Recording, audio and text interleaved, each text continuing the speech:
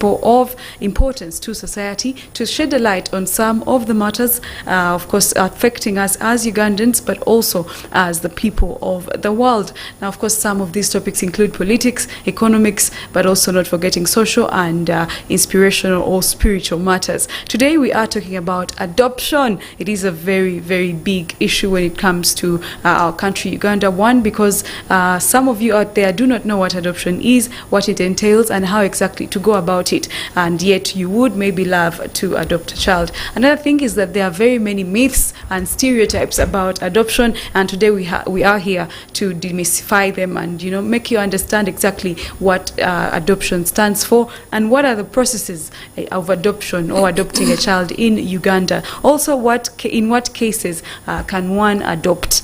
You understand? In studio with me is an adoptive parent, but before I introduce her to you, I would love to remind you that Protea Hotel by Marriott Entebbe is your place to be in case you are searching for comfort and luxury at its best. They do have accommodation in case you want to go away for a weekend or two with friends and family. They do have a number of dishes on their menu, including continental, but also not forgetting African dishes, Ugandan dishes, and a buffet that is served Monday to Friday. For reservations, you can call their numbers. They are running on your screen currently, and make, of course, some reservations for yourself. And remember, they also do host all kinds of events. That is Protea Hotel by Marriott Entebbe. Today, I am honored to host Miss Sheila Mishambi Kawamara.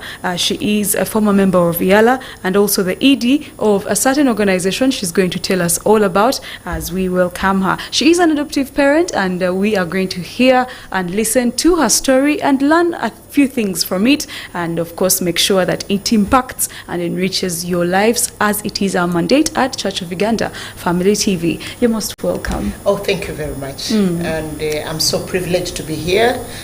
This is my first time, and I would like to congratulate you on this wonderful television. Thank you so much. We are glad to have you, and we definitely hope this is not going to be the last time. It's just the start of a long, long journey. Yes, thank you. Okay. Thank you. Yes. Let's start with, you are an executive director of a certain organization. Tell us about that. Yes, currently I'm an executive director of the Eastern African Sub-Regional Support Initiative for the Advancement of Women, which is AAC, and we are spread out into 10 countries across the region within Eastern Africa and the Horn of Africa, that is Somalia, Ethiopia, and Eritrea. Okay. So we deal on issues affecting women and especially the girl child. And I've been a woman activist, I think, for all my life, because as a girl child, you really try to struggle and see through where you are, and the struggle continues. I think it's a lifetime struggle, the struggle for a woman. It's a struggle that we have to, from the time you're born throughout, as mothers and sisters. True. Yes. Okay. It is a Women's Month, and so from there I will pose a question. We have a problem in society, one to do with the sanitary towels. We have a society that provides free condoms, but not free sanitary towels. Do you think that is very fair? Oh, definitely it's not very fair. And women's issues affecting women have never been fair.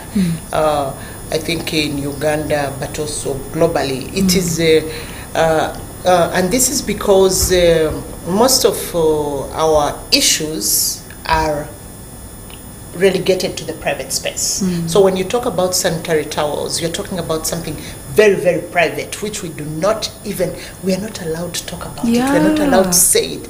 When you're in your periods, you're not even supposed, we have to create names for it, because it's very biological, because at the end of the day, that's how we bring the next generation to life. Yes. That's how we give life to people. But then because it is so private, we kind of, even as we are made to feel filthy, because they will say, even in the Bible, they said such women were not supposed to appear in public. So it was like as if it's a crime. So now the challenge comes in when it comes to who are the decision makers that would agree to, let's have a condom vis-a-vis a sanitary towel. Majority are men. they don't experience what we experience. Exactly. And the women, when other women start talking about it, they feel, why are you exposing our private things? We know how to handle it. We shall figure it out. So until women, we begin speaking out on, particularly on issues that concern us, and educate our men who are in the decision-making processes, because they don't go through what we go through, so they don't know it. So we need to take the responsibility to sensitize them so that they are able to make decisions that really alleviate the situation. So you'll find that as a result of lack of sanitary towels, many girls miss out on school. Many girls drop out. Many girls, we have these old teenage pregnancies, but nobody is tracing it back to where does it start. Because a girl, her parents may not be able to afford sanitary towels. Then she gets some young man somewhere who is not going to marry her, gives her some money, and she's tempted. She goes for the sanitary towels. So at the end of the day, she loses out on her life, she loses out on her education, simply because she was looking for sanitary towels. So it is a shame, and I feel that our government should really, really take it as an issue. If they are giving out drugs, certain drugs for free, then let it be that we have drugs set aside. I remember when we were doing advocacy on the gradated tax, we said, okay, if some of the monies are saved as a result, some of this money should be put on provision of sanitary towels to women for free. Let government put up a factory and produce these and say, at least our women in Uganda are covered, since these are the women, actually this country is run on the backs of women. So let's do that for the women, and then be proud of our beautiful country, Uganda. Thank you so much. Now we get into the conversation of adoption. One morning, you decided that you are going to adopt a child. Now, the story was in today's New Vision, and they were telling us a story about you, how you decided to adopt a baby, how it's going so far, and why you did it. And so we would like to hear from you. Maybe let's start with the story. How exactly did you wake up and decide, okay, I'm going to adopt a child? I wouldn't take the credit of saying I decided, because sometimes we say, oh, I woke up, I decided, I walked in there, got the child. No, it wasn't that way. In my case, I had lost my husband like 7 years earlier in 2004, and we had already kids. The youngest was 3 years old. So here I was more of battling with bringing up my children, giving them the best as a single parent. And so take them to the best school, provide them the best food, and all the things we do for our children. So adoption was not anywhere on my mind, and I thought I was done. As my children grew, they were going to universities. I was battling with all those school fees and whatever. Now, the youngest, who I think when he made 10 years, was like, I don't want to be the last born. I don't want it. I don't know, it affected him so much because the children he was going to school with, since kindergarten, baby class, and were either the firstborn kids, second, so they had other siblings with them. And everybody's talking about my kid sister, my baby brother, and whatever. So he comes home and says, I want to have a brother. It takes you back as a parent. You're like, no, you're not saying that. You're not asking for a brother. Because one, I was like, I took a very I took an informed decision to say, I have to first bring up my kids to think about either. Most people say, why don't you remarry and have kids? But I thought, no, I don't want to bring in another person into our lives when my kids are young. So I want to have that quality time with my children, and we continue having our lives. So now when this guy comes in and say, do you want, he said, no, I want a brother. I don't want a daddy. That You don't time. want another daddy. He said, no, it's not that I don't want a daddy, I want a brother. I told him, well, you know, the discussions go, and I say, you know what, we can't have it because daddy's not here. He says, Mommy, have you ever heard about adoption? I told him, no, I don't, because you don't want that conversation to continue when you are done with babies. So this conversation, it was an everyday pestering. You know, when the children are eager to have something, they will continuously tell you, can we continue with that discussion? And you don't want to. So, but eventually, I thought I could get him out of it. So told him, okay, on a Sunday, we go to visit one of the babies' home. Okay. Sanyu baby's home. Okay. So when we got to Sanyu, it was very interesting. This boy just tells me, the kids were all there. Many kids, like maybe 30 or 40 something. And he began picking up, this one picks up the other one. They are all adorable kids.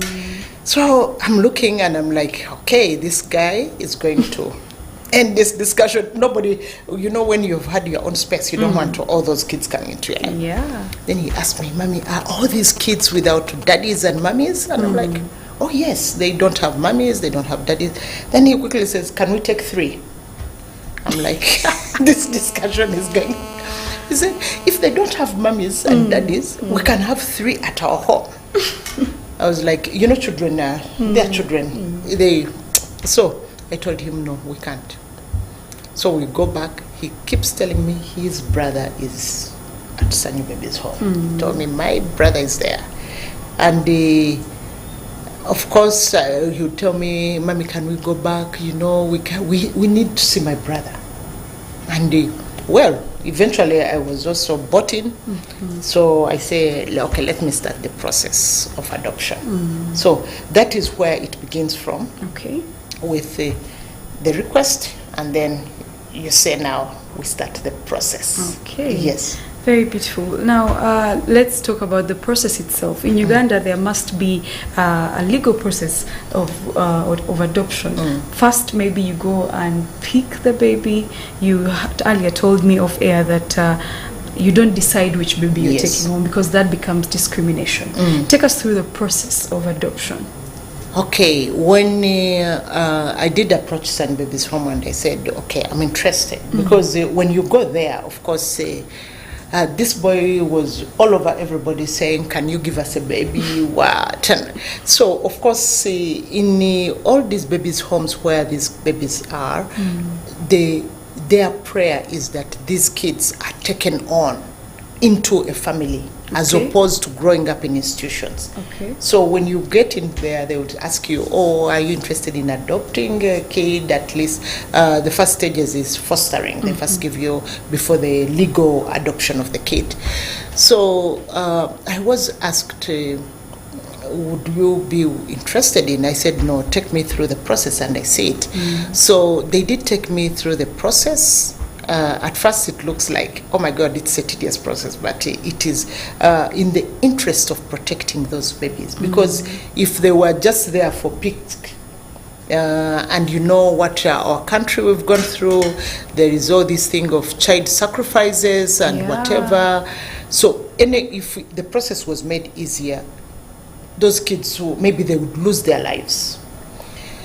So one of the things they would ask you is, please, can you get a letter of a recommendation letter from your church where you go, or your mosque, or wherever, a religious, a prominent person who knows you, who says, I can vet for so and so.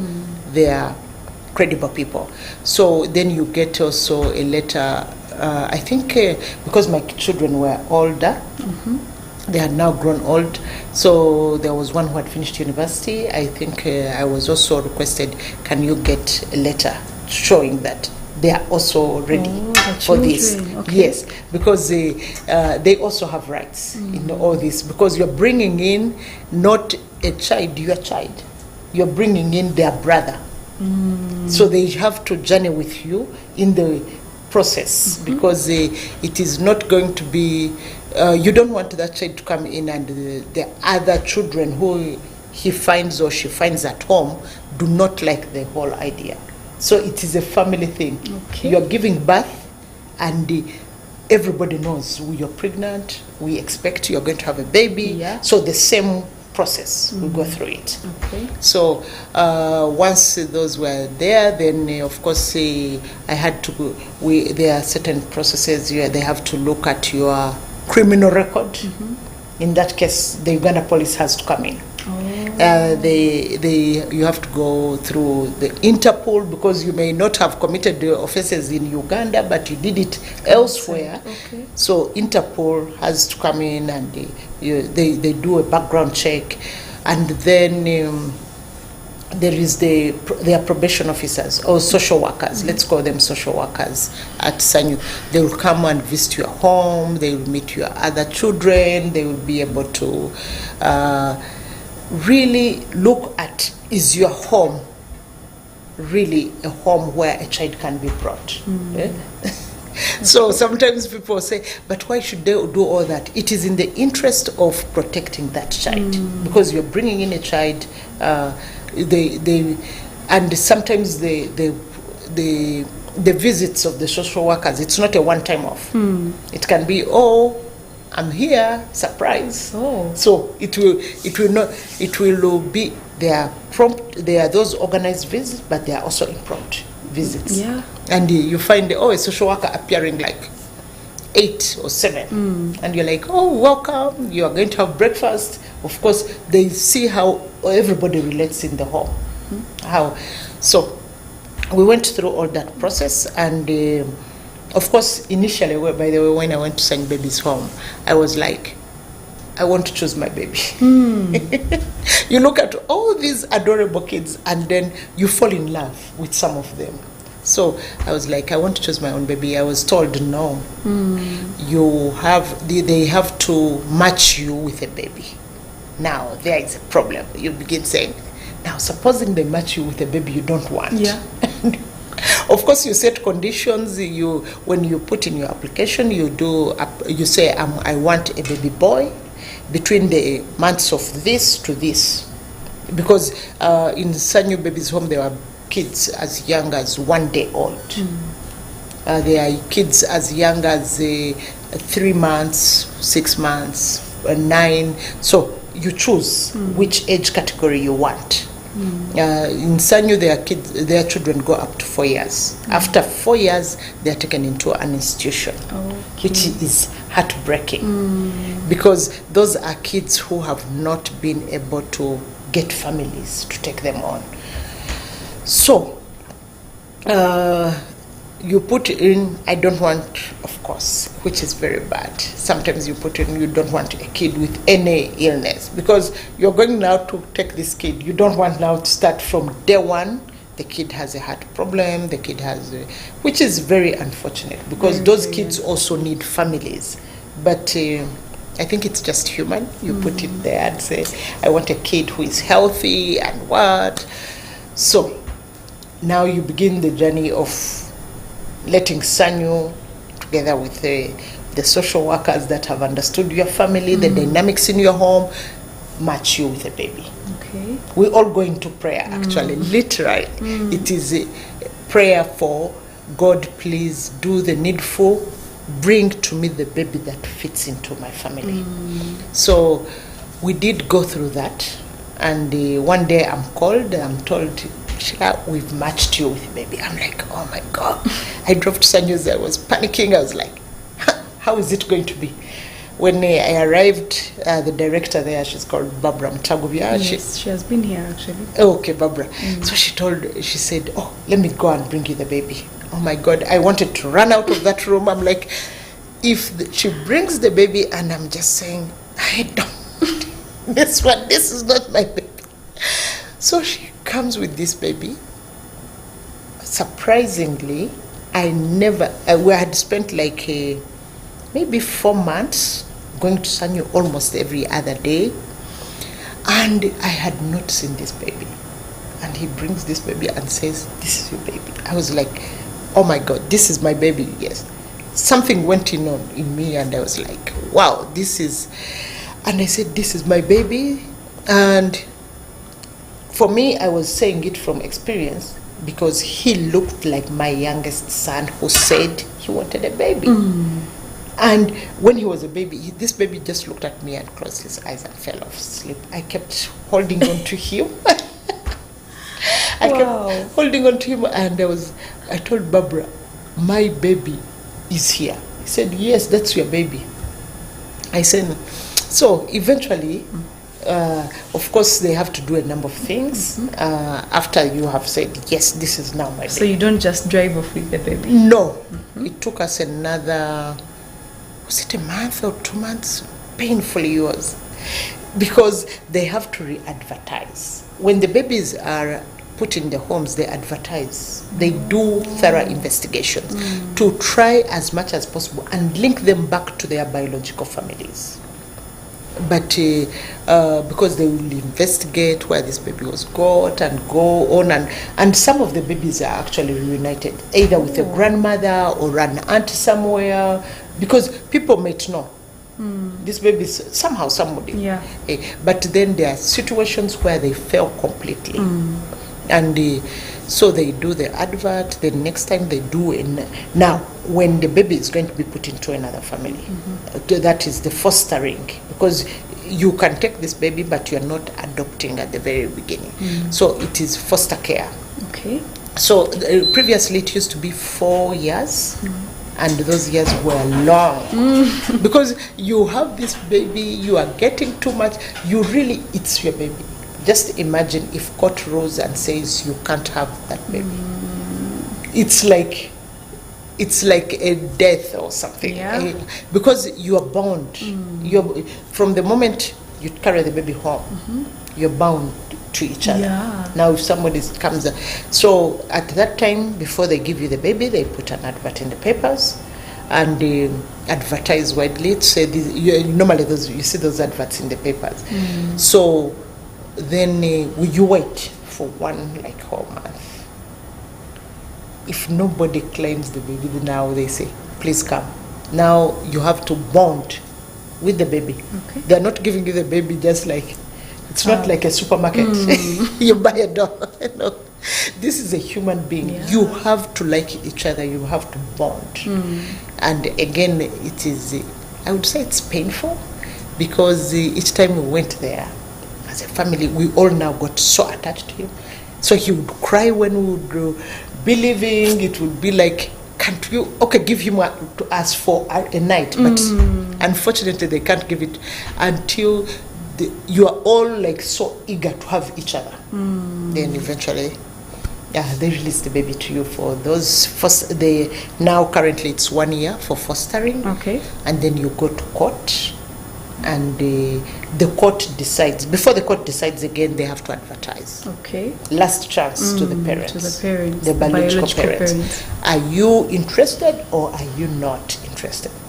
So if nobody appears, now court does a ruling. Once court has ruled, there is no any other opportunity.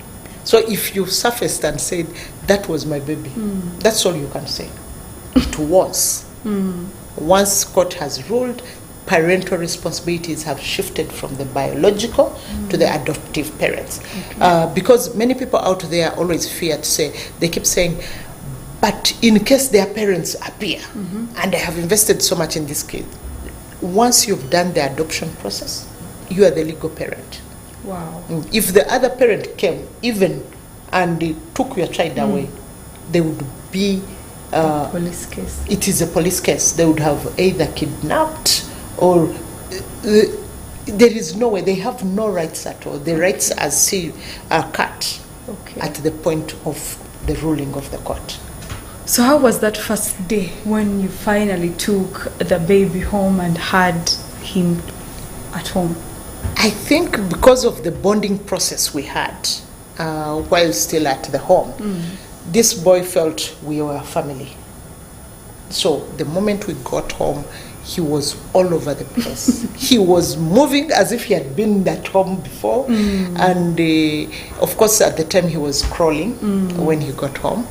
And I think a month or that very month, that's when he took his first baby steps. Wow. And so everything was because we hadn't had a baby for like 10 years or something. So it was so, I think everybody was happy. My sisters, my brothers, the whole family now, my parents were still alive, they were also happy. So it is, some people think it is only for the parents who adopt. The process involves the entire family. So everybody comes on board and accepts your kid. Because it's like when you give birth, you've given birth, it was between husband and wife. But when the baby comes, it's for the entire family. Yeah. And so that first day at home, I think we took so many pictures. It was all over. He was just bubbly. Yeah. And he fit in the home perfectly. He fit in the home perfectly, and that is one of God's mysteries. Apparently, when these kids come into our families, unless I come out and say that's, and there's no parent who goes around saying, "Oh, that's not mine." No, they are all our children, and so it is so amazing that the children that have been adopted into families, they take on the physical appearance of that particular family. Yes. So there is a way, some psychologist was trying to explain it to me and said 75% of what we look like is the environment we grow in. It is the people we associate with, the people that love us. That's exactly how we look like. And it is 25% is genes. So when I think about parents out there, or even people that are struggling to have children, and maybe they felt to have biological children, and there is that fear of taking that step and saying, I'm going to be an adoptive parent, because children are in huge numbers. When you hear the statistics, they are appalling. If I still had it comes a time now, if I adopted other kids, then I would be, because now I have grandchildren. So I wouldn't want to bring up a child as a grandchild. I want to bring up a child as my child. So parents can actually be a huge service to this country, to save one child, and that child grows up in a family. Because when children grow up in families, we do offer a lot to our children in families. We offer them the ability to have faith. Because when I bring in a child, that child will go into my faith. On Sunday, I will say we are going to church. Yet, if this child is left, in the institution, they will still have, you imagine when they leave a baby's home, because Sanyu is a baby's home, so they can't have toddlers and beyond. They can't have 4 and above. So 4 and above, they will take them to an SOS, like village. It's an institution. They grow up with like a matron. You know, if a mother has 20 children to look after, it's not the same. Like when I have you and you're just running to me alone, as mommy, alone, or daddy.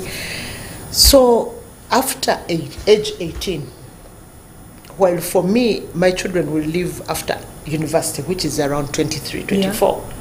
This child, after 18, the institution has to leave them, because they are not supposed to be. They are adults now. They are now adults. But now you are throwing them to the street, without a father, without a mother, without a clan, without anything, because they were just, you get. So these kids get so traumatized. You find the kids like at 4 years, they are talking at me. They are asking, so when for me is my mommy coming for me? Oh dear. Because they see each time kids are being adopted, there is a big ceremony, cutting of cake, so and so is leaving, and what. So these kids, then eventually their mummies never come for them. So it is so painful. Then unfortunately they end up in an institution.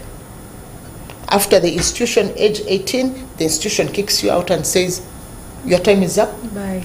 Go and fend for yourself on the streets of Kampala or wherever.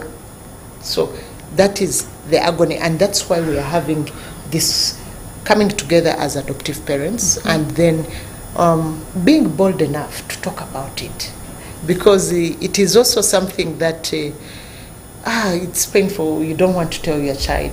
Breaking the news, I kept saying, when there's no appropriate time, until other adoptive parents now gave me the courage to say, you know what, it's high time you told him. Have that discussion. It is a very painful discussion. How did he take it? Oh, he was like, okay. At first it was like, are you serious? Is it a joke? You know, your mom waking up and telling you, you know, I'm not your mom. I'm not biologically your mother, and you're all along, you trusted her, you thought.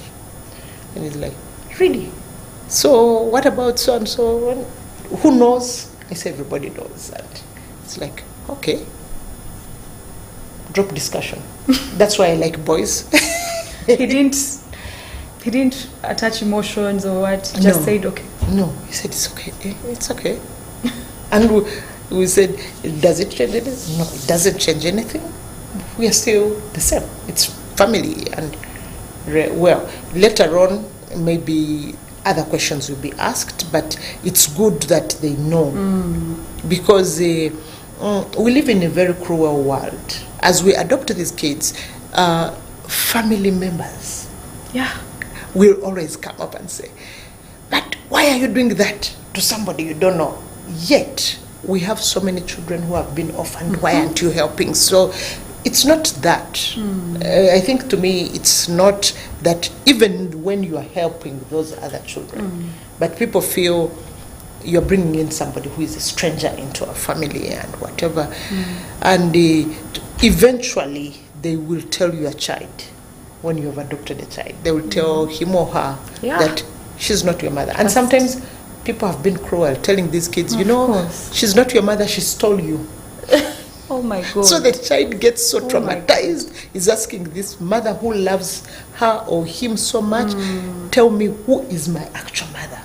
I want to know my mother. And some of them really get traumatized. They end up in bad company. They end up hating their adoptive parents. So this sensitization, it is not only to people who want to adopt, but also for community, for our society to accept that there are children out there dying to have families. They have been born not by their own choice. They are God's creation. We don't know why God puts these kids in such trauma and whatever. So it is just us who are adults, and the people say, but you know, it's expensive. Of course, childbirth is very expensive. When you decide to have a family, even biological ones are expensive. Exactly. So when you decide to have a family, you should be able to fend for it. And these kids they are not special kids, by the way. Like when you bring, then you say, oh, this one, you did this, this one we have. No, they are children. So they get the same treatment, the same favor, the exact way you would have wanted your child to grow up. You take them to church, you take them through all the sacraments. Some of us who have the churches that have go through the sacrament of confirmation, Holy Communion, and you support them through all those processes, because these are your children. And at the end of the day, to me, if all those kids could have families, we have a better society, because I know that one of those children could become a doctor, an engineer. So they are responsible kids. They are just having an unfortunate beginning in life. But in reality, these are kids that have been born to us as Ugandans. And for me, I would even really wish that those kids are adopted by Ugandans. Because we have a number of Ugandan kids who are adopted and taken to the United States. And those parents also feel they are really their kids. Of course. But of course, eventually there is a culture shift. A child born in Uganda now becomes an American. But yet we can have more Ugandans giving these children a chance to grow up in Ugandan families. People ask, now, how do you know the tribe of the kid? You don't need that. Children don't have tribes. It is us who are confused with tribes and blood. We talk about blood. I know that I have friends who are more like blood sisters and blood brothers. Very true. Than real blood. Yes. Everyone has that. So it is not about blood. No, it is not about, but just do a service and offer to this kid a family that can, at the end of the day, when you produce a doctor out of him or her, you'll be the proud parent. Yeah, very true.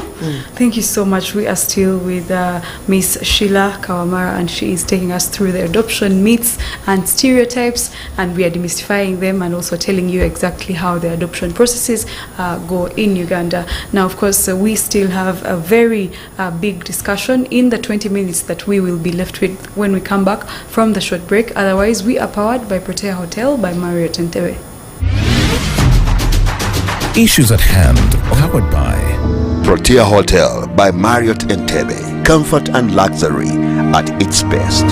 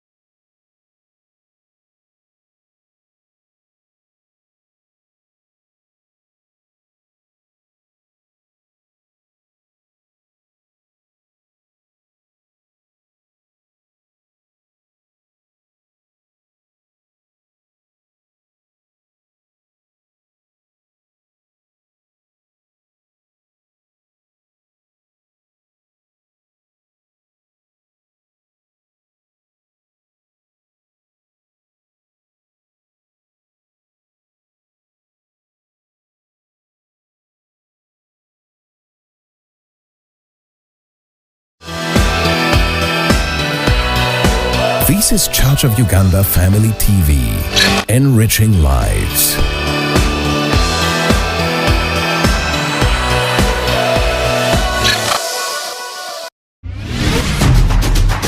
Issues at hand, powered by Protea Hotel by Marriott Entebbe. Comfort and luxury at its best.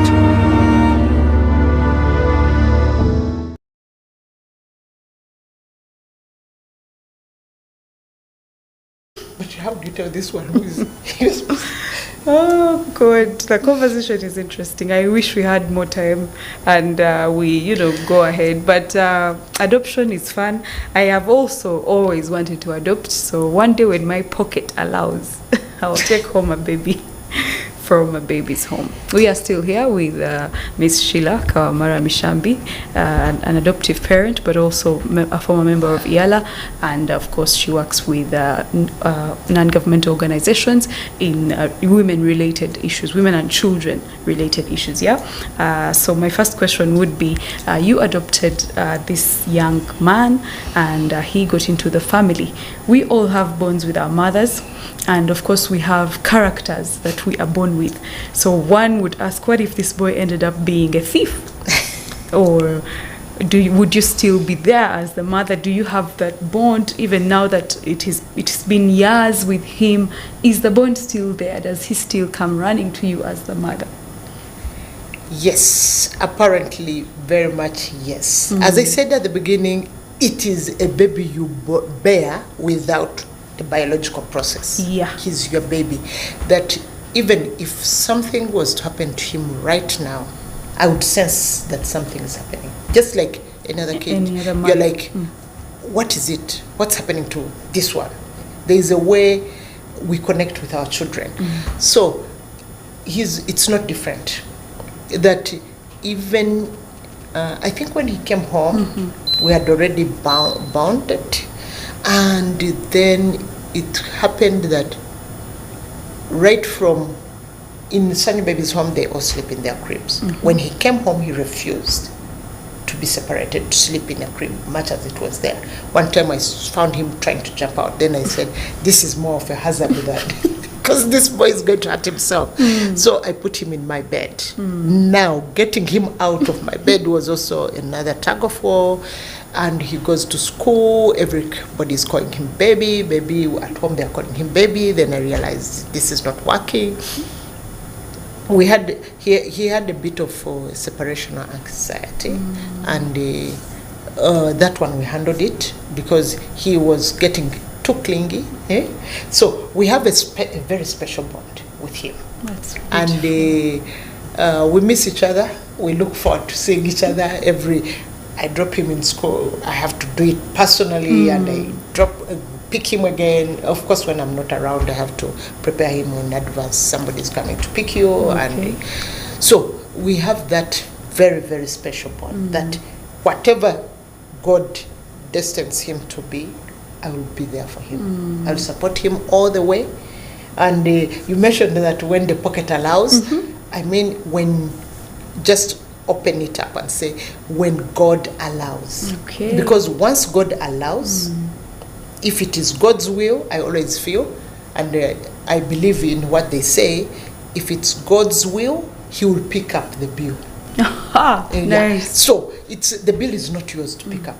I can't say, where do I get the money to take all my kids through schools and make sure the older ones have all graduated, being a single parent for all these years. They've gone through universities, very good ones and whatever. And the people will say, oh, you have the money. No, that's not the case. It was God's will that my husband is taken away. And he had to pick up the will for me as the widow and the orphans. And then it's God's will that another child comes into your home. Yes. Because as I told you, I was like, it wasn't my will at the beginning. But he says, you're going to have another child, number 5. So the moment he willed it that way, I opened up and said, fine, you pick the bill. And true to his word, none of my children have been ever chased for school fees or any other school requirements. I just decided, I said, now this one I'm changing to this school. I told people one time I was cracking a joke, I said, it's not a joke, it's the reality. I said, my children go to international schools. They said, but they're very expensive. I said, their father is very rich. Wow. Guess what? He picks the bill. So open up.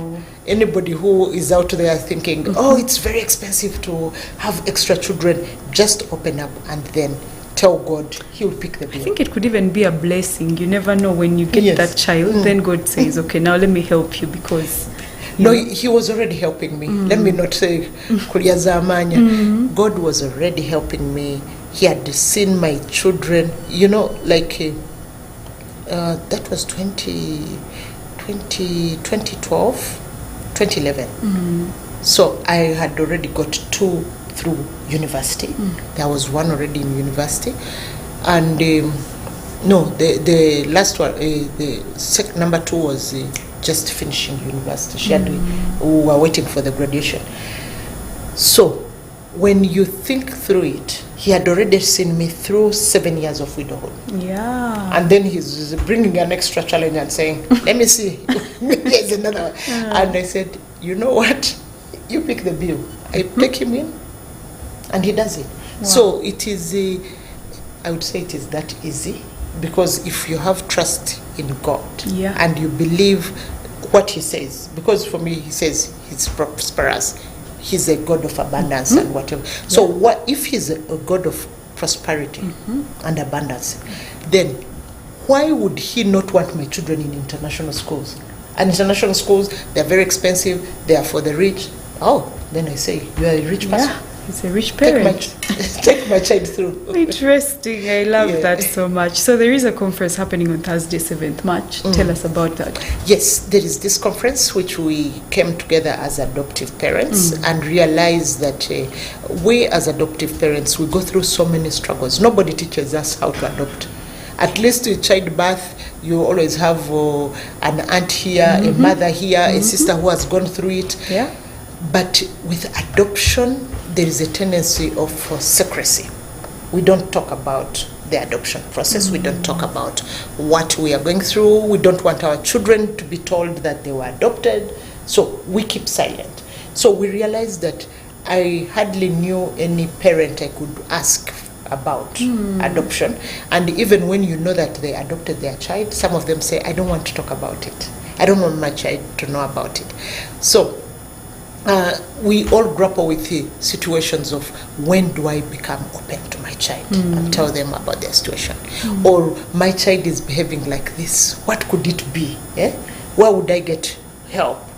Maybe from a psychologist or somebody who would help me be able to understand my baby. Because this is your baby, but because you don't know the background and what, sometimes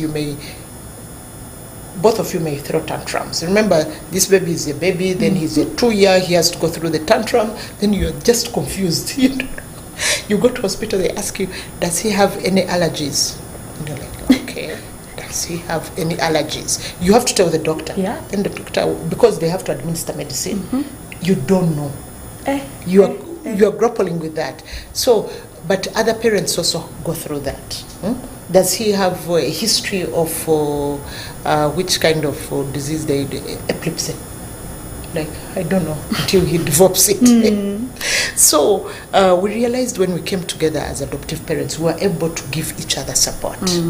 But then we realized that again we held back so much information about opening up to other parents. So it is a conference which we want more people to come on board and adopt those kids. People who would want to have those kids adopted, they can get information from us so that we are able also to help them through the psychological, emotional bit of it.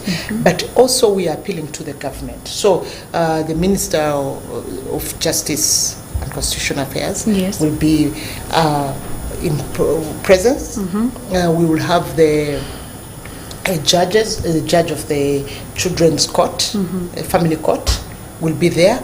So we want all these institutions. The Ministry of Gender is one of the institutions and stakeholders there. There are children rights organizations and the institutions that are taking care of these kids. So we are all coming together. We would wish to request certain things to be worked on. For example, the issue, it is expensive to engage a lawyer to take you through the adoption process. We would wish to request the government to see that that cost, it can be taken on by government. That once you've decided you've fostered a kid, there should be a standby lawyer paid by the government to take that process forward. Then the process should be fast-tracked. I told you the 4 years were very painful. Okay, they brought it to 1 year. But again, you find the court will say the family court handles so many other issues of the family. So adoption is part of them. So there maybe adoption should be fast-tracked, because this is something that involves a kid. I can't process a passport for my child until he's legally adopted by me. So if we have to travel as a family, he's left out because maybe he doesn't have a passport. Because I can't go and prove that I'm the parent. You're just fostering, you're just helping government. So we feel that that process should be done away with. For example, also, when you don't adopt, you're still fostering that child. It comes to a point, for example, if I was still fostering my son and I pass on, he can't inherit anything from me. He can be thrown out of the family. But now he is legally a child of my family. So if property has to be divided, he also gets his share. Rather than somebody saying, oh, this one was brought in by Sheila, Sheila is gone, get out. No, that doesn't apply. So that's why we feel that there are parents out there who got kids, then the adoption process got a bit messy and complicated, so they have continued to foster children to age 15. Now, after this child, when this child clocks 18 years, you can't adopt him. He's an adult. So the adoption process also has a time limit. So what happens to that child? It may remain in your family, but legally is not part of your family. So that's why we want this conference to be able to help shed more light on a lot of these processes. So the conference is also open for, of course, adoptive parents, but also prospective parents who want to know more about the process. It is going to be held at Africana, Hotel Africana, on Thursday, March 7th. And we really think it could be an eye-opener, and we would wish that every year we can have an adoption awareness conference so that we are able to create more awareness, give hope to the children who are in the institutions, so that children do not end up in institutions. They are in babies' homes. Let them be adopted. Let them become a part of our families. Let them grow up as Ugandans. Let them receive the values we received as Ugandans. Thank you so much, Sheila Mishambi Kawamara, for this beautiful discussion, and we do hope that you will come again and discuss more about adoption and adoptive parenthood. Thank you. Thank you, Carol. It's been a pleasure. Okay. Yeah. Thank you so much, our viewers who are watching on YouTube Live, but also streaming on our website and watching live here on Church of Uganda Family TV. Remember, our social media platforms are at Church of Uganda Family TV, and you can always follow the conversation. Also, adopt a child, because it is a blessing. You never know, the child you adopt could end up being the president of Uganda. Imagine that. And of course, you will be the mother to the president. Interesting. And of course, we shall keep the conversation about adoption going, because we have to create awareness, and that is, I think, the role of the media in all this. My name is Carol, and until tomorrow, it is a good morning from myself and the production crew. Issues at Hand, powered by Protea Hotel.